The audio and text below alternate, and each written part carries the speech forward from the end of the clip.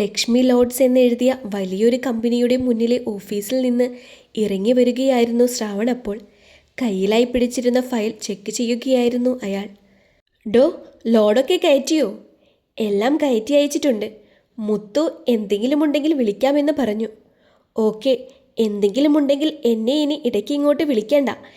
എന്തെങ്കിലും ഉണ്ടെങ്കിൽ പിയോട് പറഞ്ഞാൽ മതി, കേട്ടല്ലോ? ഇവിടെ വന്ന് കാര്യങ്ങൾ നോക്കാൻ എനിക്ക് സമയമില്ല. ശരി സാർ. പെട്ടെന്നാണ് ലോറികളുടെ കൂട്ടത്തിൽ ഒരാൾക്കൂട്ടം ശ്രാവൺ കണ്ടത്. അവിടെ എന്തോ ചർച്ച നടത്തുകയാണ്. എന്താ അവിടെ ഒരു വഴക്ക്? അറിയില്ല സാറേ. അവരെ ഇങ്ങോട്ട് വിളിക്ക്. ഉവ്. കാര്യസ്ഥൻ രാവുണ്ണി നായർ അവരുടെ അടുത്തേക്ക് ചെന്ന് എന്തൊക്കെയോ പറഞ്ഞ് ഒരു പയ്യനുമായി ശ്രാവൻ്റെ അടുത്തേക്ക് വന്നു. എന്താടോ? ഒന്നും പറയണ്ട സാറേ. ലോഡ് ഇറക്കാൻ നോക്കിയപ്പോൾ ഇതിൻ്റെ മുകളിൽ ഈ ചെക്കൻ ആരാണെന്ന് ചോദിച്ചിട്ട് ഒന്നും മിണ്ടുന്നു പോലുമില്ല. അവനൊക്കെ കയറി നിൽക്കാനുള്ളതാണോ ഇത്? ഒരു ലോറിക്കാരൻ ആ പയ്യൻ്റെ കോളറിൽ പിടിച്ചുകൊണ്ട് പറഞ്ഞു. ഡാ, നീ ഏതാ? അവൻ ആ പയ്യനോടായി ചോദിച്ചു. അഴക്. നിങ്ങളൊക്കെ പോയി ജോലി നോക്കിക്കോ, ഞാൻ ഇവൻ്റെ കാര്യം ശരിയാക്കിക്കോളാം. ശ്രാവണത് പറഞ്ഞപ്പോൾ എല്ലാ ലോറിക്കാരും പിരിഞ്ഞു പോയിരുന്നു. അവിടെ അഴകും ശ്രാവണും മാത്രമായി. അല്ല, നിന്റെ പേരെന്താന്നാ പറഞ്ഞത്? അഴകോ? ഹരിദാസ് എന്ന യഥാർത്ഥ പേര്. അഴക് എന്ന് എല്ലാവരും വിളിക്കും. അതൊക്കെ അവിടെ ഇരിക്കട്ടെ. നിന്നോട് ആര് പറഞ്ഞു ലോറിയുടെ മുകളിൽ കയറാൻ? ഞാൻ. നാട് വിട്ട് വന്നതാണോടാ? തോന്നി. ഇനി എന്താ നിന്റെ പ്ലാൻ? തിരിച്ചു പൊക്കോ, ഞാൻ പൈസ തരാം. ഇല്ല, ഇനി നാട്ടിൽ അങ്ങനെ പറയാൻ ആരുമില്ല. പിന്നെ നീ ഇവിടെ നിൽക്കാനാണോ പ്ലാൻ? സാറേ, എനിക്ക് എന്തെങ്കിലും ഒരു ജോലി ശരിയാക്കി തരൂ. എടാ, നീ ചെറിയ ചെക്കനല്ലേ, നിനക്ക് എന്ത് ജോലി ശരിയാക്കാനാ? നീ എത്ര വരെ പഠിച്ചു? പ്ലസ് ടു വരെ പഠിച്ചില്ലേ? നിനക്ക് ബാക്കി പഠിച്ചൂടെ? എനിക്കൊരു ജോലി തരുമോ? മിച്ചം വെച്ച് ഞാൻ പഠിച്ചോളാം. നീ ആള് കൊള്ളാമല്ലോ. ഒരു കാര്യം ചെയ്യേ, നീ എൻ്റെ കൂടെ വന്നു. എന്തോ നിന്നെ അങ്ങനെ വഴിയിൽ കളയാൻ തോന്നുന്നില്ല. നീ പേടിക്കണ്ട. വീട്ടിൽ വേറെ ആരുമില്ല. എൻ്റെ കുടുംബമുണ്ട്. നീ വാ. ശ്രാവൺ അഴകിൻ്റെ കൂടെ നടന്നു. അവർ കാറിൽ കയറി. ആ കാറ് ചെന്നു നിന്നത് വലിയൊരു വീടിന് മുന്നിലായിരുന്നു. ഡാ, വാ. കാറിൽ നിന്ന് പുറത്തിറങ്ങിയ ശ്രാവൺ മുൻപോട്ട് വരാൻ മടിച്ചു നിൽക്കുന്ന അഴകിനെ നോക്കി പറഞ്ഞു. പെട്ടെന്നാണ് സിറ്റൗട്ടിലേക്ക് 25ഓളം വയസ്സ് പ്രായം തോന്നിക്കുന്ന പെൺകുട്ടി കടന്നു വന്നത്. അവൾ ശ്രാവൻ്റെ കയ്യിലെ ബാഗ് വാങ്ങിച്ചു. ഇതെൻ്റെ ഭാര്യയാണ് അമല. ഒരു മോളുകൂടിയുണ്ട്, നന്ദിത. 3 വയസ്സ്. നല്ല ഉറക്കമാണ്. ശ്രാവൺ അഴകിനെ നോക്കി പറഞ്ഞു. നിനക്ക് മനസ്സിലായില്ല അല്ലേ? എനിക്ക് വഴിയിൽ നിന്ന് കളഞ്ഞു കിട്ടിയതാ. ഇനി നമ്മുടെ കൂടെ കാണും. ഒന്നും മനസ്സിലാവാതെ നിൽക്കുന്ന അമലയെ നോക്കി ശ്രാവൺ പറഞ്ഞു. അമലയോടൊപ്പം അടുക്കള വശത്തേക്ക് പോയി അഴക് ആഹാരം കഴിച്ചിരുന്നു. തിരിച്ചു വന്നപ്പോൾ ഹാളിലായി ശ്രാവൺ ഉണ്ടായിരുന്നു. കൂടെ അവൻ്റെ മടിയിലായിരുന്ന് കളിക്കുന്ന 3 വയസ്സുകാരി. സാർ, ആഹാരമൊക്കെ കഴിച്ചോ? ഉവ്. നീ ഇവിടെ നിന്നോടാ, ഇനി എവിടെയും പോകണ്ട. ഇവിടെ ജോലിയെന്ന് പറയാൻ അമലയെ സഹായിക്കണം, വേറെയൊന്നുമില്ല. മാർക്കറ്റിൽ പോവാനും അങ്ങനെയൊക്കെ. നിന്നെ കണ്ടപ്പോൾ അങ്ങനെ വിടാൻ തോന്നിയില്ല. ഈ അമലയില്ലേ, അവൾക്കൊരു അനിയനുണ്ടായിരുന്നു. നിന്നേക്കാളും കുറച്ചുകൂടി പ്രായം കാണും. വലിയ കൂട്ടായിരുന്നു ഞാനുമായിട്ട്. എന്തു പറയാനാ, വിധി. നിന്നെ ഇന്ന് അങ്ങനെ കണ്ടപ്പോൾ അവനെ എനിക്ക് ഓർമ്മ വന്നത്. ഒരു ആക്സിഡൻറ്റിൽ അവൻ. സാർ. അപ്പോ ഹരി. സാർ, നീ ഇവിടെ അഴകല്ല, ഹരിയാണ്, കേട്ടല്ലോ. ഞാൻ. മനസ്സിലല്പം സന്തോഷം തോന്നിയിരുന്നു അഴകിന്. അവൻ മാറുകയായിരുന്നു. അഴകിൽ നിന്ന് ഹരിയിലേക്കൊരു മാറ്റം. ഈ സമയം അഴകിനെ കാണാതെയുള്ള ഓട്ടത്തിലായിരുന്നു എല്ലാവരും. 2 ആഴ്ചകൾ പെട്ടെന്നാണ് കടന്നുപോയത്. അഴകിൻ്റെ വിയോഗം എല്ലാവരെയും ദുഃഖത്തിലാഴ്ത്തി. ഈ സമയം മറ്റൊരിടത്ത് ഹരിയായിട്ട് ജീവിക്കുകയായിരുന്നു അവൻ. മാണിക്കിനെ പോലെയുള്ള ഏട്ടനെ അവന് കിട്ടിയിരുന്നു. ശ്രാവൻ്റെ നിർബന്ധപ്രകാരമായിരുന്നു അവൻ ഊട്ടിയിലുള്ള കോളേജിലേക്ക് തുടർ പഠനത്തിന് പോയത്. മാസങ്ങൾ വീണ്ടും കടന്നുപോയി. ഓഫീസിലെ ക്യാബിനിൽ തലപുകഞ്ഞിരിക്കുകയായിരുന്നു കാശി. ഡാ, എന്തു പറ്റി? സാർ, നമുക്ക് ആ ഓർഡർ ക്യാൻസലായി. എങ്ങനെ? ലക്ഷ്മി ഗ്രൂപ്പ് ഓഫ് കമ്പനീസ്, അവർക്കാണ് പുതിയ ഓർഡർ കിട്ടിയത്. വാട്ട്? ആര്? അറിയില്ല സാർ. അതുമാത്രമല്ല, അതിൻ്റെ MD സാറിനെ കാണാൻ വേണ്ടി പുറത്തു വന്നിട്ടുണ്ട്. എവിടെ? അകത്തേക്ക് വരാൻ പറ. PA പുറത്തേക്ക് പോയതും വാതിൽ മുട്ടിക്കൊണ്ട് ഒരാൾ അകത്തേക്ക് വന്നു. ഹലോ കാശി. തൻ്റെ മുന്നിൽ നിൽക്കുന്ന ആളെ നോക്കി ആശ്ചര്യപ്പെട്ടു നിൽക്കുകയായിരുന്നു കാശി. എന്താ, പേടിച്ചു പോയോ? എന്നെ മറന്നു കാണില്ലല്ലോ? എങ്ങനെ മറക്കാനാ, അല്ലേ? ഡാ, കൂൾ ഡൗൺ. ഞാൻ ജീവിതത്തിലേക്ക് വന്നത് വലിയ ഒരു തിരിച്ചടിയായി പോയല്ലേ? ഇപ്പോൾ കണ്ടോ, ഈസിയായിട്ട് ഈ കോൺട്രാക്റ്റ് ഞാൻ ഏറ്റെടുത്തത്. ഇനിയെല്ലാം ഞാൻ തട്ടിയെടുക്കും. നിങ്ങൾ തെണ്ടി നടക്കുന്നത് എനിക്ക് കാണണം. അത്രത്തോളം നിങ്ങൾ ദ്രോഹം ചെയ്തിട്ടുണ്ട് എൻ്റെ ചേച്ചിയോട്. ഇപ്പോഴും ഉണ്ടടാ എൻ്റെ വീട്ടിൽ ജീവച്ഛവമായി കിടക്കുന്ന ചേച്ചി. ശരി, എന്നാ പോട്ടെ, എല്ലാം തുടക്കം മാത്രമാണ്. ഇത്രയും പറഞ്ഞുകൊണ്ട് ശ്രാവൺ തിരിഞ്ഞു നടക്കാൻ തുടങ്ങിയതും പെട്ടെന്നാണ് പുറകിൽ നിന്ന് ഒരു കയ്യടി അവൻ കേട്ടത്. അമേസിങ്! നീ ഞാൻ ആരാണെന്നാ കരുതിയത്? ഒരു കോൺട്രാക്റ്റ് പോയെന്ന് പറഞ്ഞ് ചുരുട്ടിക്കൂട്ടി എല്ലാം പാക്ക് ചെയ്യുന്ന പട്ടിയല്ല ഞാൻ, നിന്റെ അച്ഛനെ പോലെ. ഡാ, കിടന്ന് കാറാതെടാ. നീ എങ്ങനെയാണ് എൻ്റെ കോൺട്രാക്റ്റ് തട്ടിയെടുത്തതെന്ന് എനിക്കറിയാം. ചതിയിലൂടെയല്ലേ? ആണാണെങ്കിൽ നേരിട്ട് കളിക്ക്. ഒന്നു പോയാൽ എനിക്ക് 100 വരും.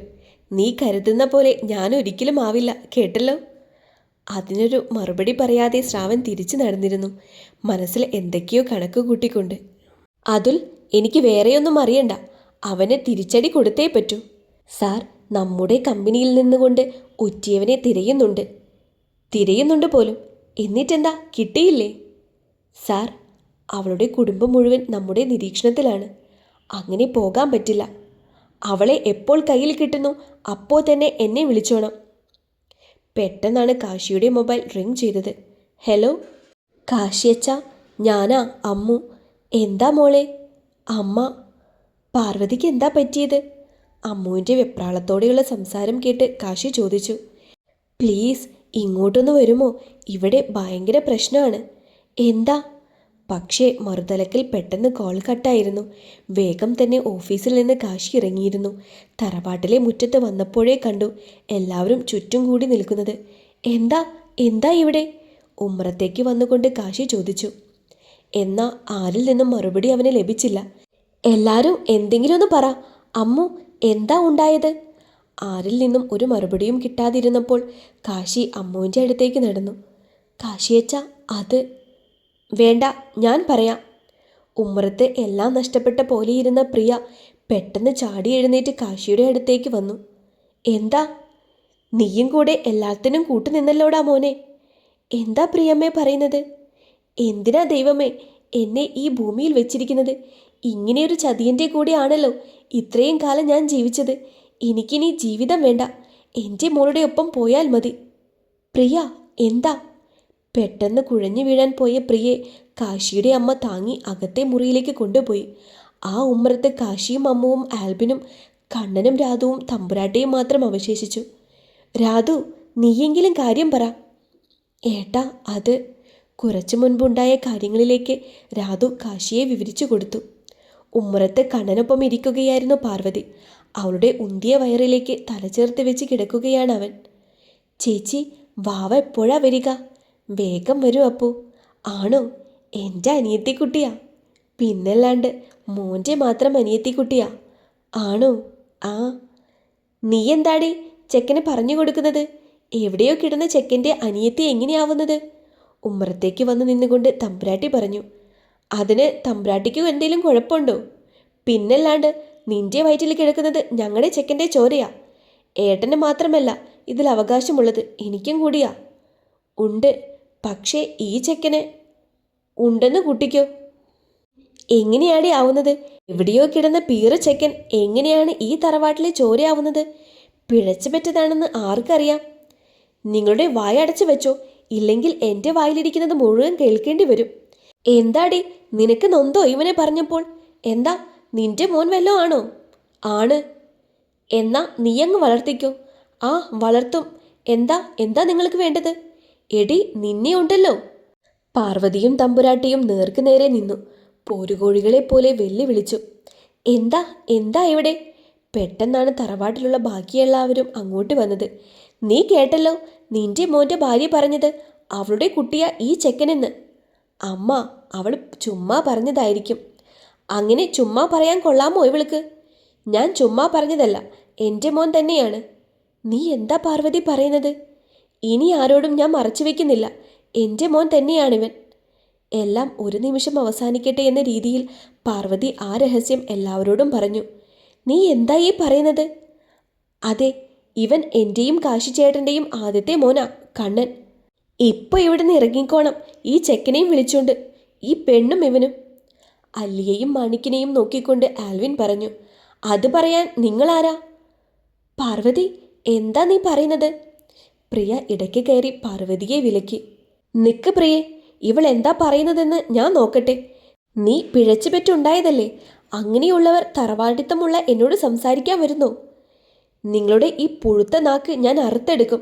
എൻ്റെ അമ്മയെക്കുറിച്ചൊരു വാക്ക് പറഞ്ഞാൽ പറയും നിന്റെ അമ്മ ആ വേണുമാഷിൻ്റെ കൂടെ കിടന്നുണ്ടായതല്ലേ നീ. ആയിരിക്കും. ഈ ലോകത്തുള്ള എല്ലാവരും അങ്ങനെയായിരിക്കും വിശ്വസിച്ചുകൊണ്ടിരിക്കുന്നത്. പക്ഷേ സത്യം എനിക്കറിയാം, ദൈവത്തിനും അറിയാം, അതുപോലെ നിങ്ങൾക്കും അറിയാം. എനിക്കെന്തറിയാനാ? അല്പം പരിഭ്രമിച്ചുകൊണ്ട് ആൽബിൻ പറഞ്ഞു. ആൽബിൻ സാർ, വലിയ ആള് ചമയാൻ വരണ്ട. ഞാൻ പറഞ്ഞു തുടങ്ങിയാൽ എടുത്തണിഞ്ഞിരിക്കുന്ന സൽപ്പേര് തറയിൽ വീഴും. ഡി, എന്താ നീ പറയുന്നത്? ഞാൻ പറയുന്നത് എന്താണെന്ന് നിങ്ങൾക്കറിയാമല്ലോ. എവിടെയോ കിടന്ന ഒരു ചെക്കൻ ഈ തറവാട്ടിലാണെന്ന് നീ പറയുന്നു. അത് എതിർക്കാൻ വന്ന എന്നെ ഇപ്പോൾ നീ എന്താ പറയുന്നത്? അന്നേ ഞാൻ എല്ലാവരോടും പറഞ്ഞതാ കാശിക്ക് ഇവളെ വേണ്ട എന്ന്. ഇപ്പോൾ വയറ്റിൽ കിടക്കുന്നത് ഇവളുടെ തള്ളയെപ്പോലെ. ഇവൾ പിഴച്ചുണ്ടായതല്ല എന്ന് ആർക്കറിയാം? ഡാ! പാർവതി ഒരു ചീറ്റപ്പുലിയെ പോലെ ആൽബിൻ്റെ കോളറിന് കുത്തി പിടിച്ചു. എന്താടാ നീ എന്നെ പറഞ്ഞത്? എൻ്റെ അമ്മ പിഴച്ചവളാണെന്നോ? ആരാടാ അവരെ പിഴപ്പിച്ചത്? ആരാടാ എനിക്ക് ജന്മം നൽകിയത്? ആരാടാ? വിടടി, എനിക്കെങ്ങനെ അറിയാനാ? നിനക്കറിയില്ലല്ലോ. ഇത്രയും കാലം തന്തയില്ലാത്തവൾ എന്ന പേരിൽ എല്ലാവരുടെയും മുന്നിൽ നീറിയല്ലേ ഞാൻ ജീവിച്ചത്. പക്ഷേ അതിനൊരു അന്തസ്സുണ്ട്. നിന്റെ രക്തമാണ് എൻ്റെ ഞരമ്പിൽ ഓടുന്നത് എന്ന് പറയാനാണ് ഞാൻ അറപ്പ് കാണുന്നത്. നീ എന്താടീ പറയുന്നത്? എന്താ പാർവതി നീ പറയുന്നത്? പെട്ടെന്ന് പ്രിയ പാർവതിയെ പിടിച്ചുകൊണ്ട് ചോദിച്ചു. ആണ് പ്രിയാമ്മേ, ഇയാളാണ് എല്ലാത്തിനും കാരണം. ആരോടും പറയണമെന്ന് വിചാരിച്ചതല്ല. എൻ്റെ അമ്മയെ ഒരു ഭ്രാന്തിയാക്കിയത്, എൻ്റെ വേണുവച്ചനെ കൊന്നത് എല്ലാം ഇയാളാണ്. ഒരു മൂടുപടം പോലെ എല്ലാവരുടെയും മുന്നിൽ വെച്ച് ആൽബിൻ്റെ തനിനിറം പാർവതി എല്ലാവരുടെയും മുന്നിൽ വെച്ച് വലിച്ചു കീറി. എന്നിട്ട് എന്താ ഉണ്ടായത്? ഇയാൾ പാർവതി പറഞ്ഞ കാര്യങ്ങളൊക്കെ എതിർത്തു. അങ്ങനെ ഓരോ വഴക്കായപ്പോൾ അവൾ കാലുതെറ്റി വീണു. എന്നിട്ട് ദേവേട്ടനും മല്ലിയും മാണിക്കനും ഹോസ്പിറ്റലിലേക്ക് കൊണ്ടുപോയിട്ടുണ്ട്. കണ്ണൻ എവിടെ? ദാ, രാധു കണ്ണനെ ചൂണ്ടിക്കൊണ്ട് പറഞ്ഞു. ഒരു നോട്ടം മാത്രമാണ് കാശി എല്ലാവർക്കും നേരെ നോക്കിയത്. അതിലുണ്ടായിരുന്നു എല്ലാം. പെട്ടെന്ന് തന്നെ കാറിറക്കി കണ്ണനുമായി കാശി ഹോസ്പിറ്റലിലേക്ക് കുതിച്ചു.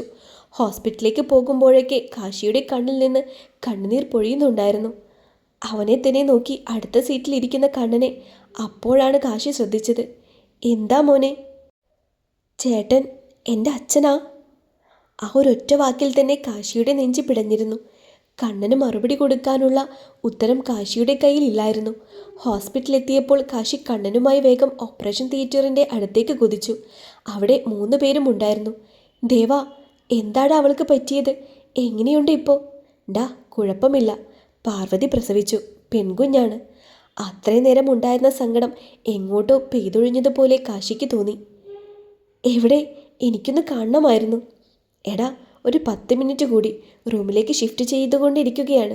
നീ പോയി കണ്ടോ? പെട്ടെന്ന് തന്നെ കാശി മുറിയിലേക്ക് നടന്നു. എന്നാൽ ഒരു നിമിഷം നിന്ന ശേഷം തിരികെ വന്ന് കണ്ണനെ എടുത്തുകൊണ്ട് അവൻ തിരിച്ചു നടന്നു. മുറിയുടെ വാതിൽ തുറന്നപ്പോഴേ കണ്ടു ബെഡിലായി തളർന്നു കിടക്കുന്ന തൻ്റെ പ്രാണനെ. അടുത്തു തന്നെ തൊട്ടിലിൽ ഒരു വെള്ള തുണിയിൽ പൊതിഞ്ഞ ഒരു കുഞ്ഞു മാലാകയും. മോളെ! കാശി ആർദ്രമായി പാർവതിയെ വിളിച്ചു. മയക്കത്തിലായിരുന്ന പാർവതി പതിയെ കണ്ണുകൾ തുറന്നു. ഓക്കെ ആണോ നീ? ഇതാരാ വന്നേക്കുന്നേ നോക്ക്. കണ്ണനെ ചേർത്ത് പിടിച്ചുകൊണ്ട് കാശി പറഞ്ഞു. അമ്മേ! ആ ഒരൊറ്റ വാക്ക് മതിയായിരുന്നു പാർവതിയിൽ സന്തോഷമുളവാക്കാൻ. അവളുടെ കണ്ണിൽ നിന്ന് കണ്ണുനീരൊഴുകാൻ തുടങ്ങി. കരയല്ലേ, നോക്ക്, നമ്മുടെ 2 മക്കളെ നമുക്ക് കിട്ടിയിട്ടുണ്ട്. ഇനി എന്ത് വേണം? കുഞ്ഞിനെ കയ്യിലെടുത്തുകൊണ്ട് കാശി കണ്ണൻ്റെ കയ്യിലേക്ക് കൊടുത്തു. ഒരു കൈ കൊണ്ട് ചേർത്ത് പിടിച്ചു. ഏട്ടാ! തറവാട്ടിൽ അയാൾക്കുള്ളത് ഞാൻ ചെന്നിട്ട് കൊടുക്കാം. വേണ്ട, ഇനി നമുക്ക് അങ്ങോട്ട് പോകണ്ട. മോളെ, അയാൾ ഒന്നും പറയേണ്ടെന്ന് വിചാരിച്ചതാണ്. പക്ഷേ നിവർത്തികേട് കൊണ്ട് പറഞ്ഞു പോയതാ. നമ്മളുടെ മോളെ പോലും അയാൾ പറഞ്ഞപ്പോൾ കുഴപ്പമില്ല, എല്ലാം കഴിഞ്ഞില്ലേ, മോളൊന്ന് കിടക്ക്. കാശി പാർവതിയുടെ അടുത്ത് തന്നെ ഇരുന്നു. അവളുടെ തലയിൽ തലോടി. അവർക്ക് കൂട്ടായി 2 പൊന്നോമനകളും.